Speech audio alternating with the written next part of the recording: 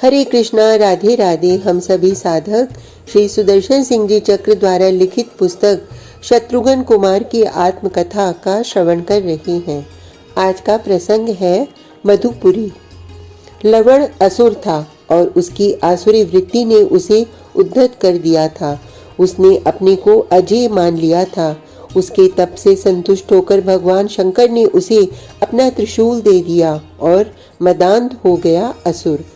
भगवान शशांक शेखर का त्रिशूल उस अमोघ शस्त्र एवं भगवान भूतनाथ का सम्मान, किंतु असुर ने अपने को ही अजय मान लिया। लवणासुर के द्वारा उत्पीड़ित जो मुनिगण अयोध्या आए थे, उन्होंने हमें त्रिपुरारी प्रदत्त त्रिशूल से सावधान कर दिया था। उन विश्वनाथ के वरदान का सम्मान करना ही चाहिए था हमें। मर्यादा पुरुषोत्तम ने आदेश दिया था कि हमारे अभियान को सर्वथा गुप्त रहना चाहिए, और वह इतने प्रशांत पदों से हुआ।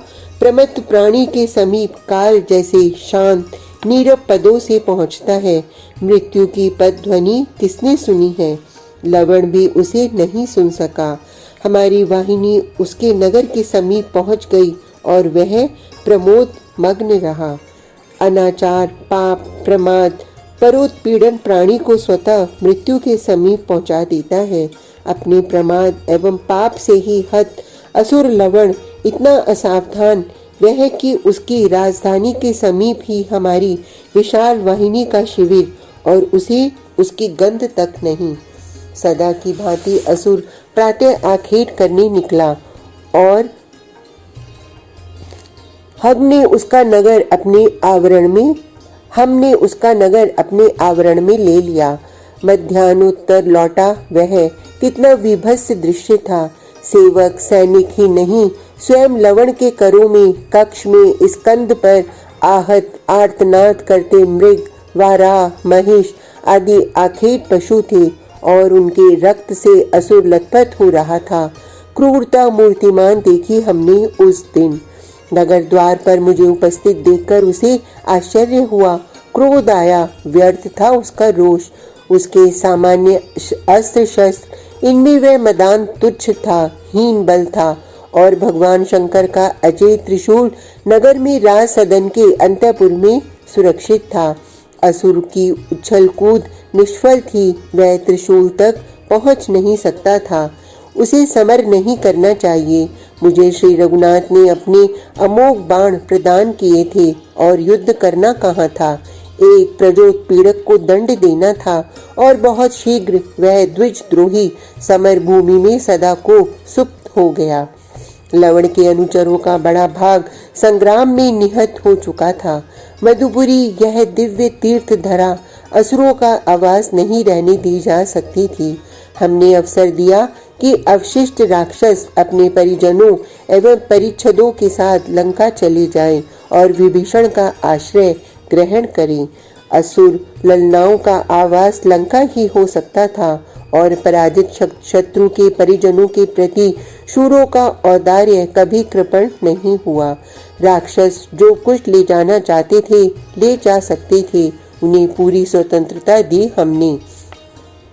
सुभद्र, तुम्हारी सहायता न प्राप्त होती, मधुपुरी की प्रजा इतनी शीघ्र कदाचित ही व्यवस्थित होती। असुर के उत्पातों से उत्पीड़ित प्रवासियों के प्रत्यावर्तन एवं पुनर्वास की तुम्हारी दक्षता, देव सेवक इस स्तुति के सर्वथा अयोग्य है।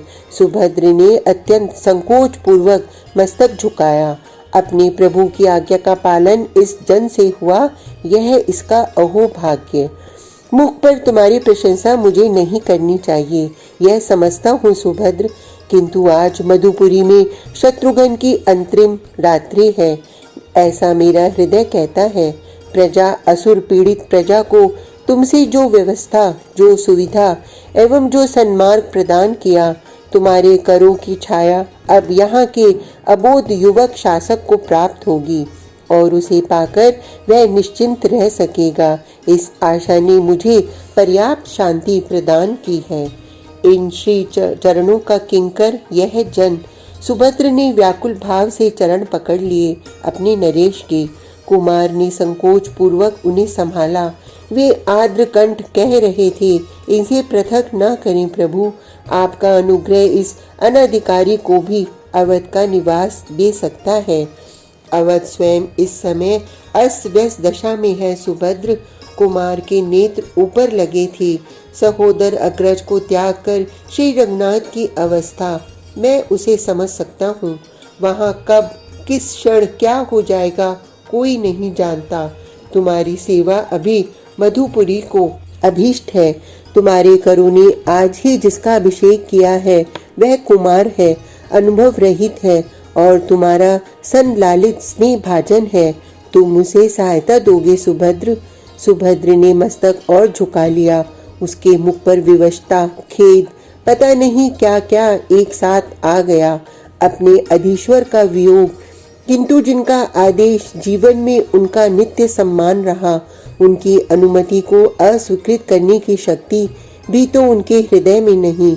उनका कर्तव्य तो कभी सदैव नहीं हुआ।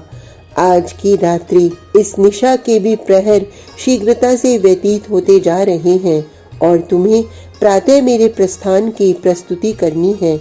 नूतन के स्वागत के लिए पुरातन का विसर्जन करना ही पड़ता है हमें। 2 क्षण रुककर शत्रुघ्न जी ने एक दीर्घ निश्वास ली और फिर किंचित स्थिर स्वर हुआ उनका। आज के संस्मरणों का अत्यल्प अंश अवशिष्ट रहा है, उन्हें भी समाप्त हो लेने दो। आज का प्रसंग इतना ही। कल तक के लिए हरे कृष्णा, राधे राधे।